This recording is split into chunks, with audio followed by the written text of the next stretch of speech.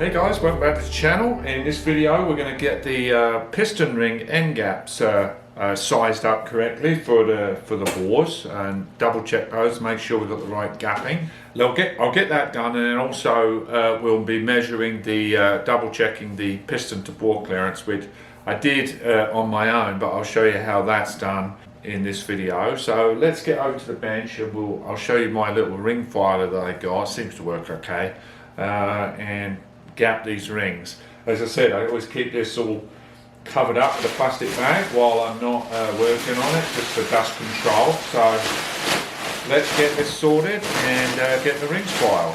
So here the rings all laid out, and they come in this, move that off to the side, they come in this package, 1, 2, 3, so we've got top, middle, and we've got oil control rings here. And so what I've done, before I did this video, I've already gapped the top rings, and what I'm going to show you is gapping one of these rings, the middle ring here, and show you what's involved in that, and also the required gap for this use. And obviously this is road use. I'm not using any, you know, turbochargers, nitrous, all that stuff, which would require a slightly wider gap. And these are obviously from Marley pistons, and I got these the specs for these rings. So we've got 4.5 thousandths of an inch per 4.5 thou clearance per inch. So our piston is 4.084 inches. So you just multiply that by the 4.5 thousandths, and that comes up to 18.3 thousandths. So we're going to gap them at around 19-20. I'd always rather them a little looser, and that's just only 1.5 thou more. So we're gapping these at around 20. The second control ring, the calculation is about 20 thou, so I'll probably gap these at around 21 thou. And then the oil control ring, we're going to be gapping at 15 thou, probably 15, 16 thou. So that gives us plenty of room there. So I'd rather go a little loose and a little tight. So first of all, this is the next ring, and there's a little dot denoting which way up in the bore it goes. So dot goes up. Actually, I think that's M from Marley. So what I do, the main thing is with these is that we've got to keep those ends parallel, and I don't work both ends, I just work one, and keep the original factory edge to compare to. So we want to try and work that to keep that parallel. And then what we do, we're going to go up against these two pins here to keep it in check and hold. And I like to put my finger right down close to the ring surface. And then we're going to go, we don't go forward, we're going to go back, because this is obviously going to create a slight burr, and that burr is going to be this way, not this way towards the bore. Well, as long as you deburr it anyway, I don't suppose it matters. But now I know from doing the previous one, these really, I mean, they barely had any gap straight out of the box. So this second ring, I'll do a little bit here, and then I'll show you where we're at in the bore. Let's just do that as a starter, okay? And I'm going to correct the front edge of that because it's getting a little out of parallel.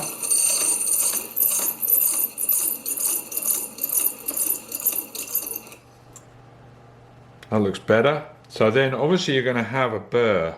There's a slight burr on the inside, the top side and the bottom side, and there's no burr here, or very little one here.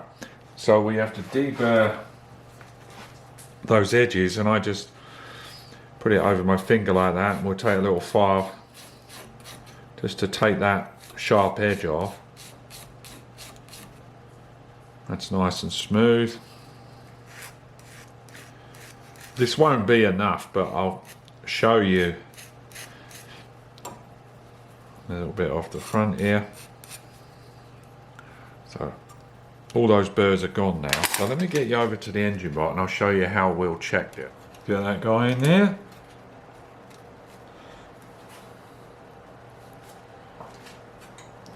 Square it up in the bore with one of the pistons. This is, as I say, the secondary ring. This is an 18th thou. That goes in easy, so we're going to go 21 thou on this. Alright, so hopefully you can see that. I don't know, difficult off camera, but try and keep in these ends as parallel as possible. That's why I'm only taking it from this one here and not both. So this remains factory. So we'll get those as parallel as possible. Let's take a few more turns to get it to our 21 thou.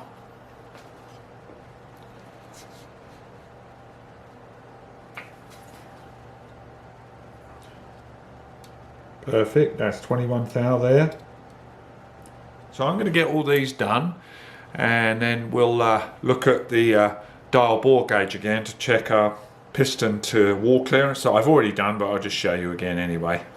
Now we've got all the piston rings gapped. I've got to finish off the oil rings. I'm nearly done with those. They're a little fiddlier because they're very, very fine little rings, but these are gapped to minimum 15 thou, so I'm going around 17 thou on these. So that's that. Now what we're going to do is check the piston to wall clearance. I've already done this, but I thought I'd just show you again. Now I set my micrometer up and I took the measurement in line with the gudgeon pin. Okay, and what the measurement is neither here nor there. They are what they are. Our main thing is to get the difference between this and the cylinder wall. So this is locked out, surface is nice and clean. We've got now our dial bore gauge set with the correct anvil, and then we've zeroed this guy out on the dial bore gauge. So that's zeroed out on the zero there, you see. So now we'll take this and measure our bores, and then that will give us what we're aiming for is around just over 3 thousandths to plus or minus 10 thousandths over or under. So just over 3 thousandths piston to wall clearance, because these are forged pistons, but they're low expansion alloys in these pistons. So I double check with Marley, and yeah, that's the required piston to wall clearance. So we got our dial bore gauge. This is piston cylinder number 3. So we're going to see where that needle tops out at. And basically we'll just rock it back and forth, see where it goes here and like this bounces, so it's tightest point we're looking for. And this is in metric, so we are looking at 0.08 millimeters. So I will go further down the bore, 0.08, and we'll do on the thrust side, you can trust me on this, 0.08. Go over to this bore, 0.08, 0.08. Okay, so taking that measurement, let me just do one more, 0.08. I'll check all of them, and now we're ready to load up those rings on the pistons and set them in there. So let's just prep the bores ready for that. I'm just going to do this number 4 here. I'm going to load up the piston with rings and the total seal assembly lube, and also the dry seal. Basically this is to help, it's called a dry film powder quick seat, to help the rings seat. And basically the instructions are thoroughly clean the bore out with a lacquer thinner or brake cleaner, thoroughly clean that, and then give it a wipe out all the cross hatch with WD-40, and then just a tiny amount of this powder. I've not used this before, but this is I'm just going by the whole lubricant system. I'm just doing the whole thing, you see. So a little bit goes a long way. This powder is rubbed into the cylinder hatch, and it should turn the cylinder a sort of a greenish tone, and if it does, that's correct. If it turns it kind of silvery or dark, it still needs cleaning. So they say a little bit goes a very, very long way. So let me do that. I've cleaned this, and we will see how this stuff goes on. And And we'll just install that one piston and you'll get the idea. Right, cylinder number 4. Let's see what this stuff looks like. It's just a very fine powder.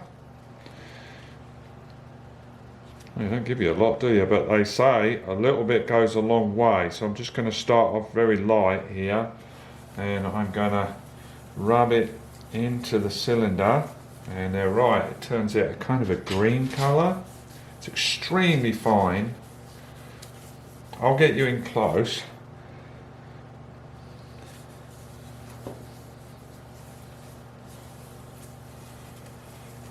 Guess it embeds into the cross hatch because it's taken on a very definite green haze, and you don't need a lot. It goes a long way, just a tiny little tad there. Right, fold that up in case I sneeze or something. There you go. You can see the cylinder's got a coating of like this green powder inside all the cross hatch. Difficult to show that side, but it's that side as well. So I'm going to spread that around and then we'll set the piston up with the oil seal, total seal lubricant on the rings. Right, so I've got a piston in a wooden vise here. Everything's cleaned off from the original install when we did that the other day.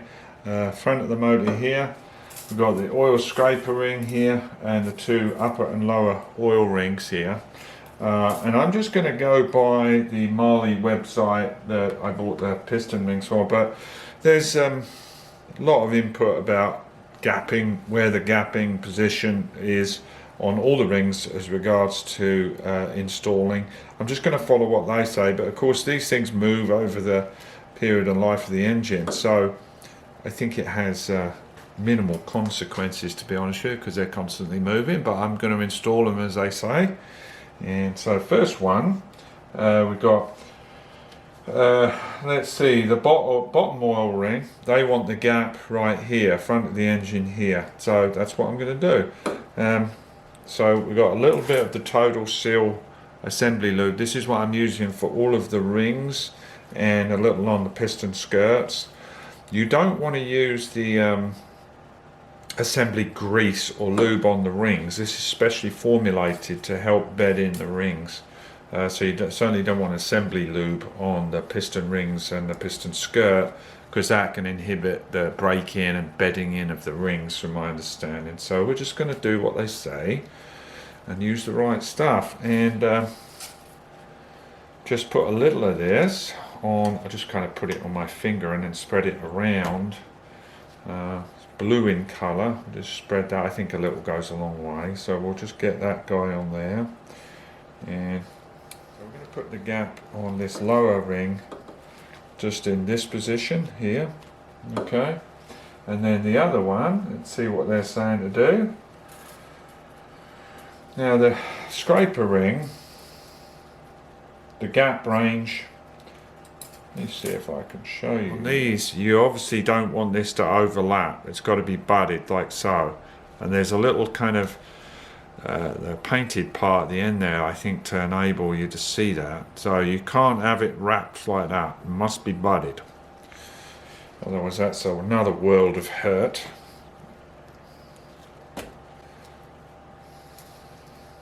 And the range of the gap, this gap, can be in this range. So let's get that guy on there. Very, very delicate these, so got to be extra careful. So I've got it in. Let me get you in close. I had a little fiddle with that, so I wanted to get the technique down. Certainly better, I think, to put the oil scraper ring, the middle one, in first, and then bring in the upper and lower ring. So I'll show you why. Alright, here we go. So can you make out that little red piece there?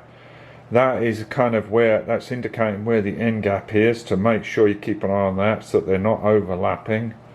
Here's the gap of the lower ring and the gap of the upper ring. Now these two have to be one over here, and this guy right on the other side here. But what was happening was this, because it's so delicate, is overlapping, and it was making it tricky to get in. But a little bit of fiddling, and so you can see it's nice and free moving there. See?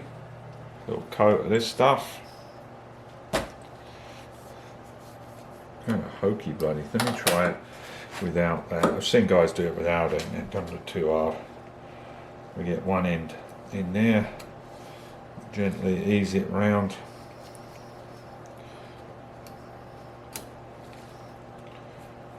Yeah, that wasn't too bad, eh? That's second ring, and we'll get the first top ring in. Check for burrs.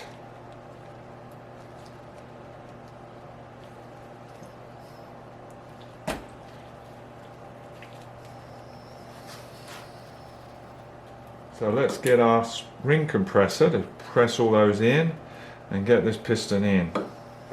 I've cleaned it and then put a little of the lubricant on the inside to help us press the piston through. So I'm going to put my glasses on and double check positions and freedom of movement, especially that oil ring, because that's the delicate one there.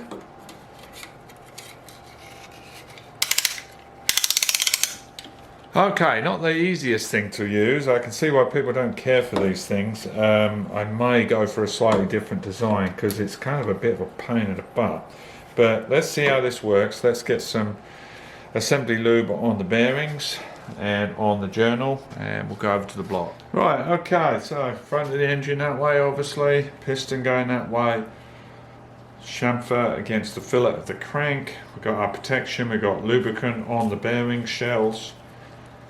Yeah, let's see how this puppy works, shall we?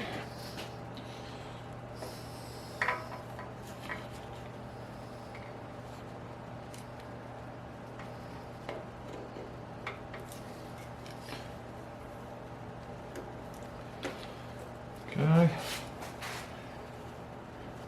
Right, I'm just reaching under the block just to guide it in, so we're going to give it a little push here. Well, that went in pretty easy actually. Okay, we'll push down to the crank. Engage, that went in quite nicely. Great. First one. Come off for you guys. Little lubricant on the threads here.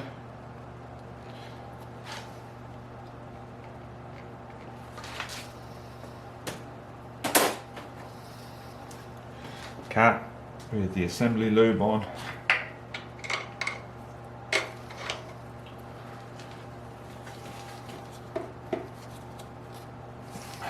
Now, as I say, I'm only going to show you this one. You can see how much fiddle arsing around it is, so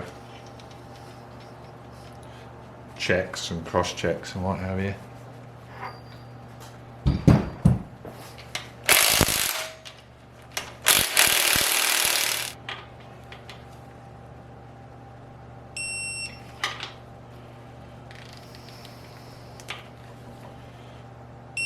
That's it. Yeah, smooth as a whistle. So that's number 4 cylinder in, and as you can see that one of the rings are in, there's little to no rock from side to side like it was obviously before the rings were going in. So obviously I've got a lot of work to do getting all the rest of these 7 pistons in, finish gapping the oil rings. Right. Now that one's in, I've got a couple more things to talk to you about before I go. Been thinking about all the next things that I've got to go on the motor once all the pistons are in. Obviously got a timing chain, it's got to be hung on the front here, and then the oil pump and oil chain's got to go on. This is the front cover which holds the front main seal for the crank. I've started to clean this up in some aluminium cleaner just to get this brightened up a bit, make it look a bit more presentable.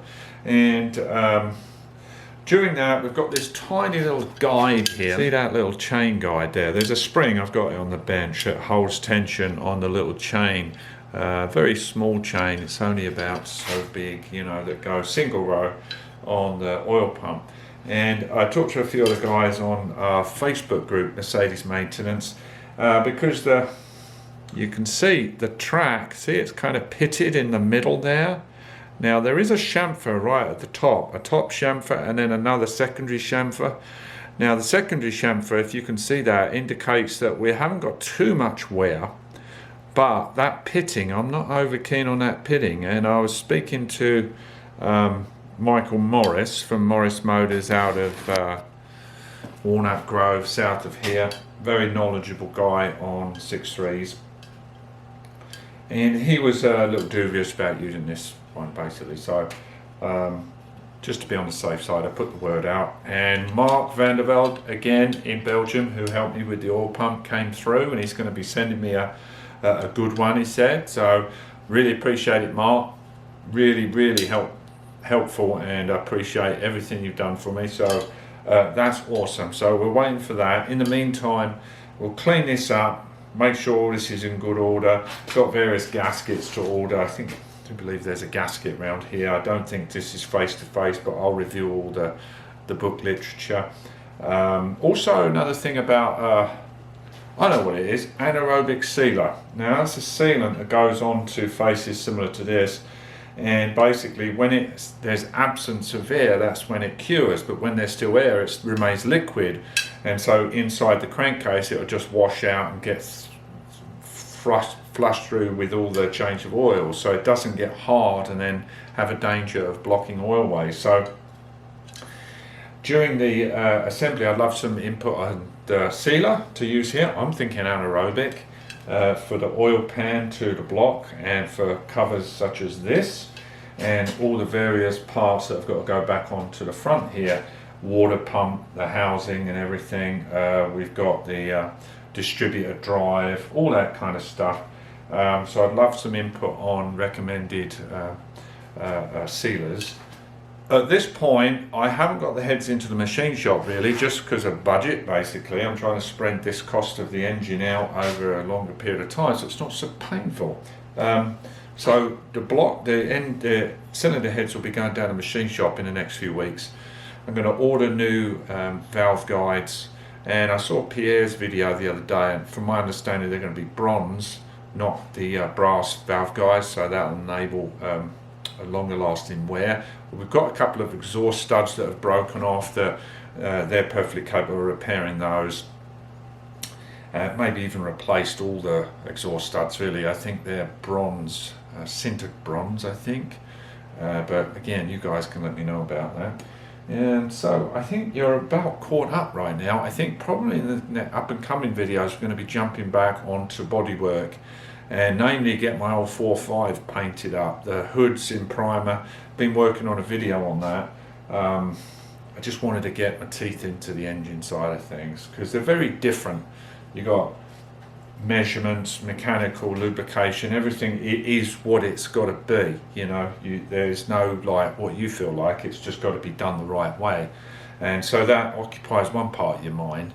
But with the painting and bodywork, that's more of the feel, the artistic feel to the job. So it's kind of fun to just switch from each type of work on this restoration. I really appreciate all the inputs, Guy. All of the inputs have been really helpful and encouraging, and you've been great. And I think that is about it for this one. So I'm going to have a little tidy up and get carrying on with gapping these rings, and I will see you in the next one.